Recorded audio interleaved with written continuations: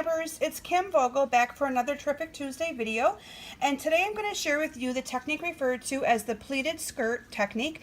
As you can see here on these cards, I have some designer series paper that is pleated and scored, and I'm going to show you how I did that on these cards. I do want to tell you a little bit about the products that I used before I get started.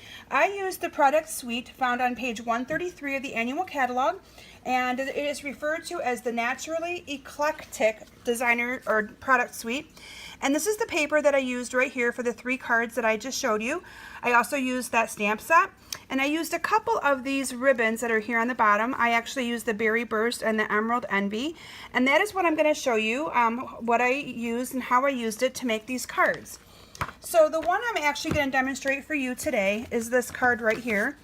And it is really simple to do. It looks hard, but once you have the hang of it, it's very simple.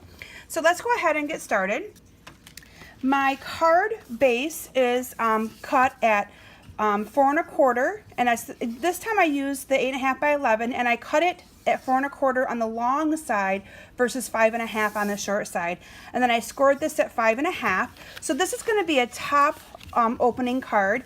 In the past, I've always done them where they open up from this way. So I'm showing you a little bit of a different design, a different open on this card.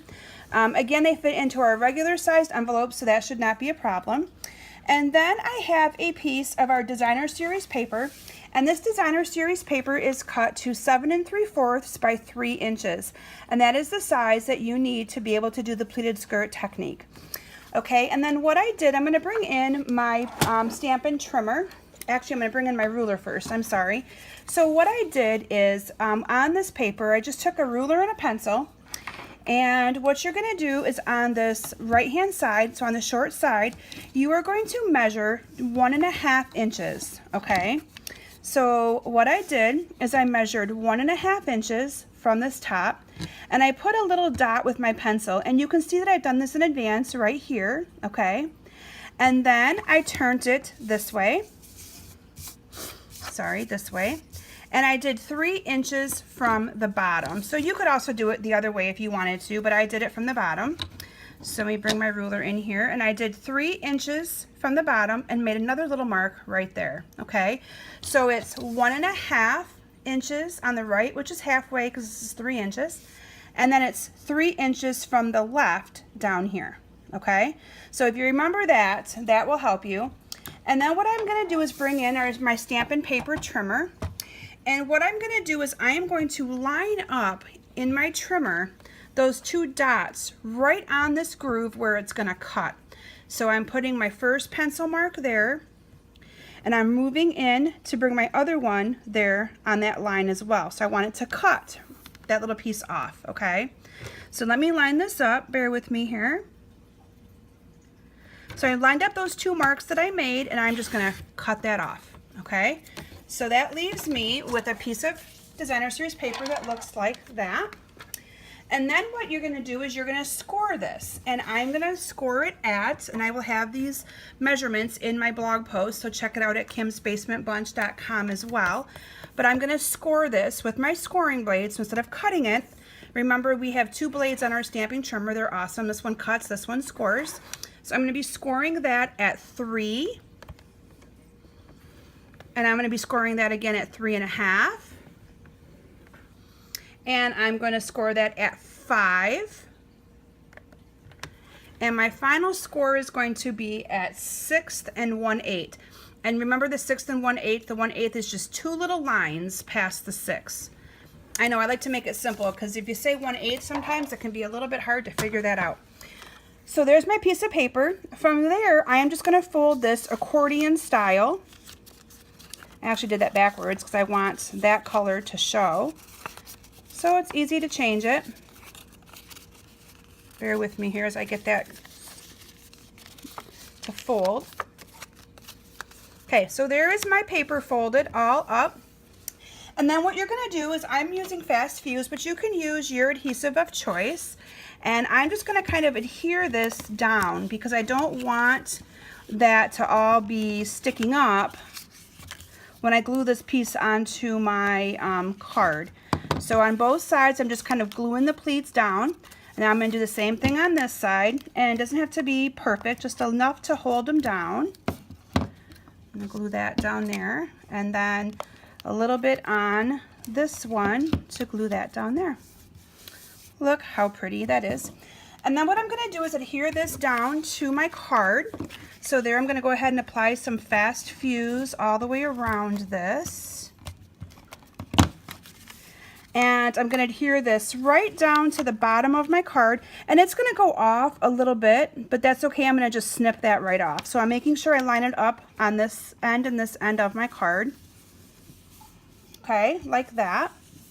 And then I'm just going to take my paper snips, and I am going to snip off this little bit of an overlay. So I could have cut my paper shorter, but I'd rather do it this way than have to try to figure out different measurements. That was the way that I was taught how to do it when I learned this technique a while back. So there is that. And then I want to show you how I did my ribbon on this card. So you can see that it looks kind of messy on there. Well, the ribbon that I used is also from that product suite, and this is our crinkle ribbon. It's like a satin ribbon. It already has the crinkles in it, and it comes in many different colors that coordinate with the products bundle, but I chose to use today the Berry Burst and the Emerald Envy, and for my card I'm going to use the Berry Burst because I love this Berry Burst. And what I'm going to do is put a line of adhesive right across that piece of paper, and what I'm going to do is I'm starting a little bit off because I'm going to cut that off, and I'm just kind of bunching this up and going back and forth on this adhesive to kind of give it a ruffled look. You can kind of see what I'm doing, just back and forth. And if I have adhesive that's showing, I'm moving it back up to there to kind of cover it up. So back and forth, and I'm going to end it kind of flat. So that is what I did with the ribbon, and now I'm going to cut this off flush with my card like that. So there I have that. And then what I did is I used the stamp set that coordinates with the kind of eclectic stamp set or paper. And I'm not going to actually finish this card for you because I think if I just explain it, it's going to be simpler, and I don't want this video to be forever. But I did use a couple of the stamps from the stamp set, and I just stamped the background of my white up there with both the Lemon Lime Twist, and I also used Soft Sky. Both of those colors are in this paper. Again, the coordination is what makes it so simple when Stampin' Up! Has everything that kind of coordinates for us. And then what I did is I used the greetings from the Colorful Seasons, and I'll bring that in. This is the stamp set that I used to be able to do the greetings or the sentiments. So I used Life is Beautiful, Life is a Beautiful Thing on this card. And then what I did right here, I want to tell you the products that I used. And this technique is what I showed you actually a couple weeks ago. So what I used is our new Starburst, I think it's called Starburst Punch, and that is in the catalog. And that is the shape that it is. And this coordinates perfect with our 2-inch circle punch, or 2-inch circle. And I punched that out to coordinate. And then I just went ahead and I stamped in Berry Burst, the flower from the Oh So Eclectic stamp set. And then I stamped this one. And then I also stamped the leaf in the Emerald Envy to match. And then again, using the technique that I showed you a couple weeks ago, once that was stamped, I simply just took my aqua painter and kind of moved that around a little bit to get some color added to that flower. Now I do want to bring to your attention that I did not color that perfectly. Can you see how it's got some white spots in that? And that's the look I was looking for on this card. I wanted it to look like it was watercolored and kind of a messy watercolor look. And then I adhered that with our Stampin' Dimensionals. So that is the card that I wanted to show you today. Again, it's called the Pleated Skirt Technique. And make sure you check out my website at kimsbasementbunch.com, because that is where I will have all of the dimensions and the score marks and everything for you to be able to duplicate these cards.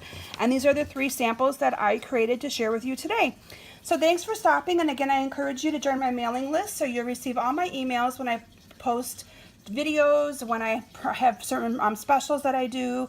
Go to kimsbasementbunch.com and click join the mailing list.